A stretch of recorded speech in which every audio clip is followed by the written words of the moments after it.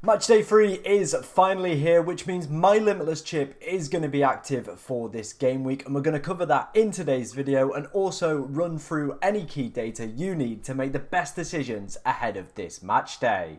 Before we dive into my Limitless team for Matchday 3, let's take a look how we are getting on in Matchday 2. And you know what? It is a massive improvement from Matchday 1. As you can see, so far, I am recording this after the Ukraine game, and we're on 70 points so far, which is pretty decent. We got the captaincy right with İlkay Gündoğan, obviously picking up that goal and assist, and also getting the Man of the Match award as well. So an extra 6 points for us as well. And it has catapulted us up the leaderboards all the way to around 56,000-ish. I imagine it's probably going to stay there tonight. Obviously, we've got Antoine Griezmann playing. If he can do something, had really good data in Matchday 1, maybe we could start to break into that top, 50k. And if he does really well, hopefully starts break into that top 25k as well. Obviously, we've had a few disappointing performances as well. Mayer, Bellingham, they're kind of the players that are probably going to not make it into the final squad. We've obviously got quite a strong bench to come up as well. Wout Faes, Lukaku, Bruno Fernandes, obviously Ronaldo and Griezmann still yet to play. So I am feeling very, very confident that we can go and get a pretty good rank jump, to be honest, this week as well. So hopefully do finish inside the top 50k. And with us playing the Limitless chip as well this match day, I think this could be a really, really good kind of start towards the game. Obviously, match day 1 was really disappointing, but we've recovered it in match day 2. And hopefully with that Limitless chip active in match day 3, we can go and do on some more kind of spicy things as well and continue the climb up the ranking ladder. Standout performance from me, I mean, Mark Gahey is an absolute gem, and we're going to come on to talk about him. Obviously, absolutely fantastic for ball recoveries as well. Mittelstadt, again, excellent from him, picking up an assist and a clean sheet. Akanji, another ball recovery monster, so again, another player potentially to be considering for match day 3, and if Switzerland do make it out of the group stage, maybe another player to consider as well in the knockouts. Jude, disappointing. Mayer, disappointing, but Musiala and of course İlkay Gündoğan being very, very good for me. And I got the captaincy decision right this week. Didn't have the look in match day 1, but match day 2, we've pulled it back and the team is looking very, very strong. So that's how the team is currently looking for match day 2. Those are the points we're on. Hopefully we can pick up a few more, and like I said, break back into that top 50k mark, and if we do really well, break into that top 25k mark. But yeah, let's go and take a look at some data ahead of match day 3.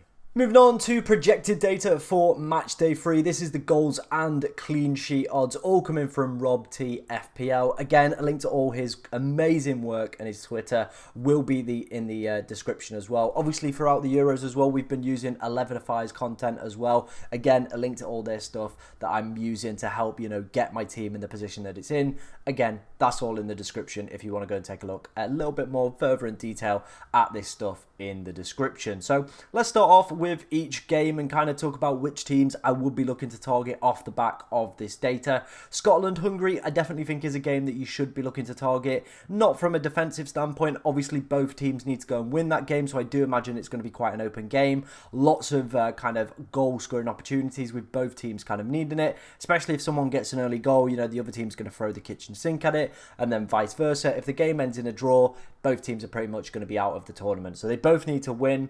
As you can see, the clean sheet odds not really going in their favour either again. So again, defensively, probably avoid Hungary and Scotland. But attacking wise, I definitely think there's quite a few decent assets to pick up. Scott McTominay, Sabitslai or Sabozlai, however you want to pronounce it. And then Vargas or Varga, however you want to pronounce that one as well from Hungary. He's got pretty good expected data from the opening 2 match days as well. So could be a little bit of a differential shout going into that one.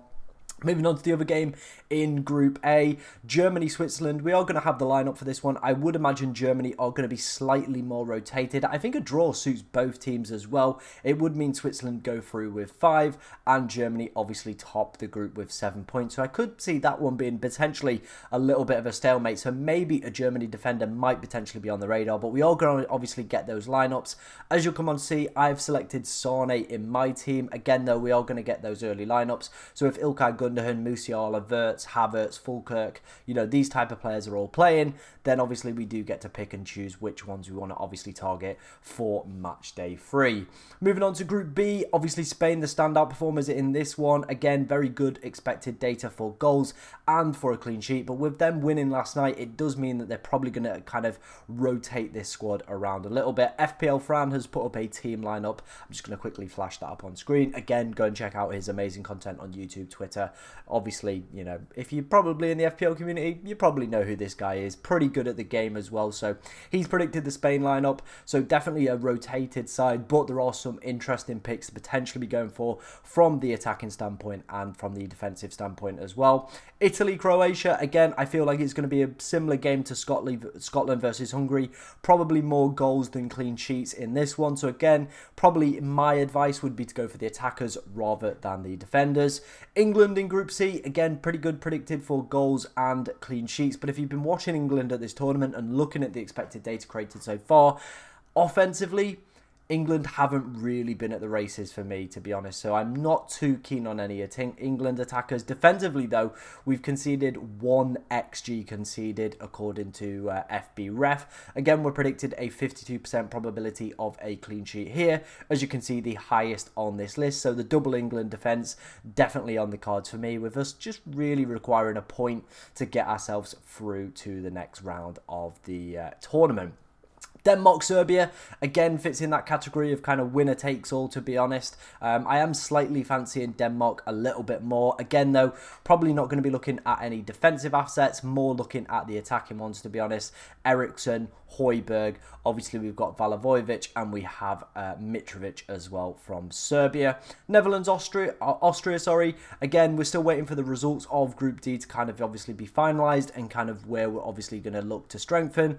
Netherlands, Austria, again, feels like one of those fixtures that could be more for an attacking side from Netherlands. So obviously people like Cody Gakpo, Wout Weghorst, depending on his minutes, and Memphis Depay. France, Poland, sorry.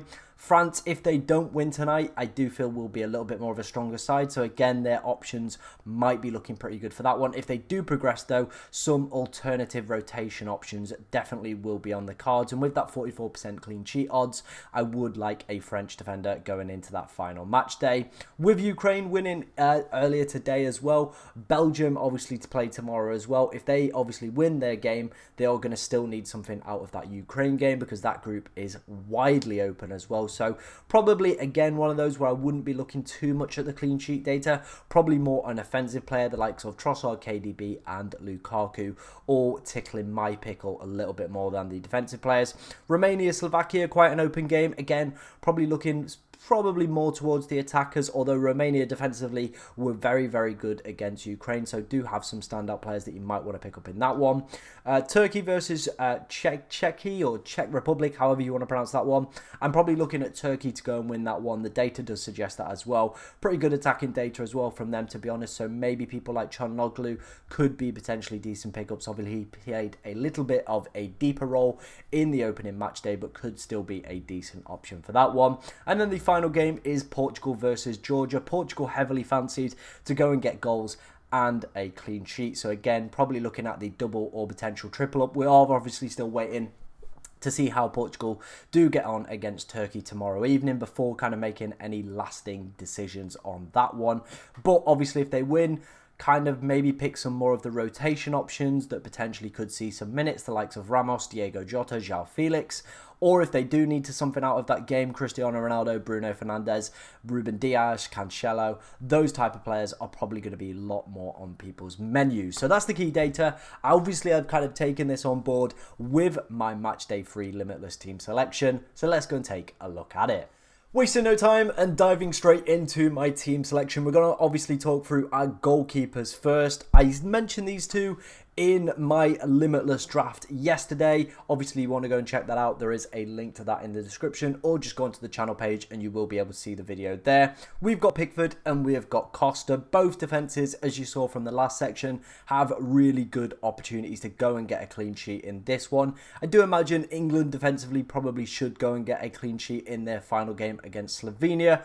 But you never know with England, and we do have Costa, who potentially could be a little bit of a rotation option if Portugal obviously win their final game, they may potentially rotate goalkeepers. I can't really see it happening, but with them having such good defensive odds for this final game against Georgia, I really want a kind of Portugal defender within the side. So we have gone for Costa and we've gone for Pickford as the goalkeeper pairing. Moving into the back line, we're going to start off with Theo Hernandez. I think he could be a great shout if France still needs something from the final match day, to be honest. He looked very good going forward in the opening game of their group against Austria. Obviously, we'll have to see how they got on tonight against Netherlands. If they still need something out of that one, I think he could be a very decent pickup going into the final match day. Moving on to our next defender, I kind of briefly touched on him in the team kind of overview, if you like, with my team. And it is Mark Gay. He was absolutely phenomenal for me in the game against Denmark for England. 9 ball recoveries as well. Unlucky not to come away with the man of the match. He's been a little bit of a ball recovery menace.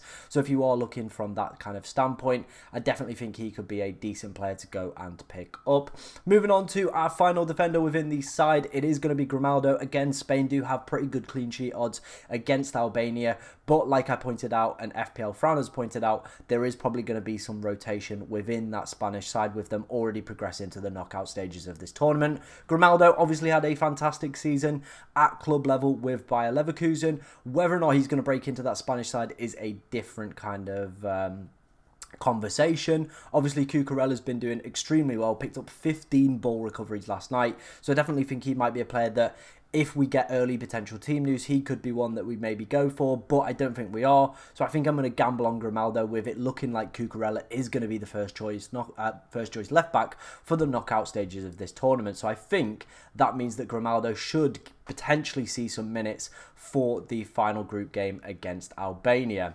Quickly running through our bench as well, we've got Cancelo. Again, he's looked okay in the opening game from an attacking standpoint. Again, all depends on what Portugal do, whether or not they're already through, and we might see some rotation, and whether or not this pick does change. But they are playing Georgia, and like we saw in the last section, have a really strong probability of getting a clean sheet. I think it was 50%, if my mind is not mistaken, in this final match day against Georgia. So I really want to back the double Portugal defence, to be honest. I think it could be a route to go for when they are playing such a weakened side. Moving on to our final defender, it is going to be Dragerson.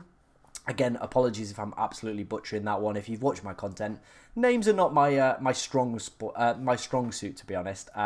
He had a pretty good opening game in Matchday 1. Very good for ball recoveries as well. Playing against Slovakia, again, both teams might potentially need something out of that one. But I think for that potential cheaper option, he could be a decent pickup. I also like the Belgium options as well. But that game does seem like it could go either way. So potentially clean sheet-wise, could be a little bit of a potential disaster class. But he's been good for ball recovery, so I've gone with him.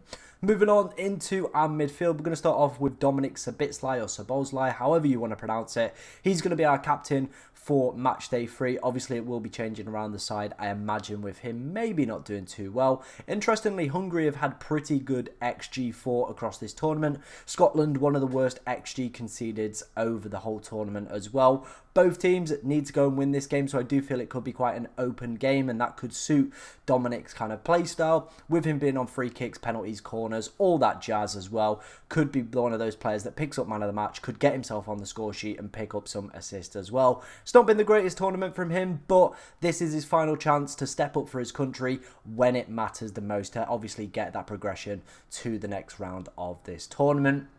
Obviously, we've got Leroy Sané in there, but as I alluded to in the final section, we will get Germany team news ahead of their game. So for me, this one's a little bit of a placeholder. I think Sané might start over Musiala or Wirtz. He's obviously been coming off the bench around the 60th minute. Pretty decent for shots as well so far in the tournament. I think he's up there as one of the most shots across the whole tournament. 6 or 7 for him so far in the campaign. So I think if he does start this final game, could be a potential decent differential pickup, with most people still having the kind of established German players. But like I said, with us getting that early Germany team news that we're going to get, we can obviously switch and change to whichever player is playing and, you know, suits our play style, to be honest. So yeah, we're going to go for that one. Not the final midfielder, sorry. The third midfielder is Oyazabal. Again, probably absolutely butchered that one, but he's going to be on our side, and I'm not going to say his name again. But as I alluded to earlier, when FPL Fran did put that team leak up, he had him up front That could be a little bit of a saucy one with him being a midfielder. Also predicts he could be on penalties as well. Had a pretty good friendly prior to the tournament. Has seen limited minutes again. So again, it feels like it could be one of those risks. Going for one of these potentially rotation risk players. But if it does pay off, they are playing, one of the worst teams in the tournament. They're already through. These players might want to, cement their place in the starting lineup for the knockout games. So it could be a decent chance to do it. And as we saw from the last section, Spain have pretty good odds for scoring and defending in match day 3. Our final midfielder in the starting lineup is going to be Christian Eriksen. Has had one of the most shots in the tournament, I think. It's 7 or 8 for him now. Pretty good expected data as well so far. Had a brilliant match day 1. Against England, wasn't the best, but Serbia defensively have looked very, very questionable across this whole tournament, to be honest. And I do feel with Christian Eriksen, again, fitting into that talisman theory on penalties, free kicks, corners, he could be a great pickup for match day 3, in my personal opinion. Could be a very, very open game between them and Serbia. Again, both teams probably needing all 3 points out of the final match day to qualify to the next stage of this tournament. So could be a nice open game, and that could suit Eriksen and Denmark with their playing style. Moving on to the bench, our final midfielder is going to be Gula, however you want to pronounce that one. Again, if I butchered that, I do apologise. Scored a screamer in match day 1, and with Turkey playing Czechny, and I do think they probably will lose to Portugal tomorrow evening, I think he potentially could be one of those options that, if they need a point or a draw, he'll still probably be in the lineup. A young lad, he looked very impressive against Georgia in match day 1, could do exceptionally well in match day 3 as well for us. But again, I think he could be a nice little differential option as well. Interestingly though, I am also looking at the likes of Bruno Fernandes if Portugal obviously don't win tomorrow evening, or KDB as well if he impresses in match day 2.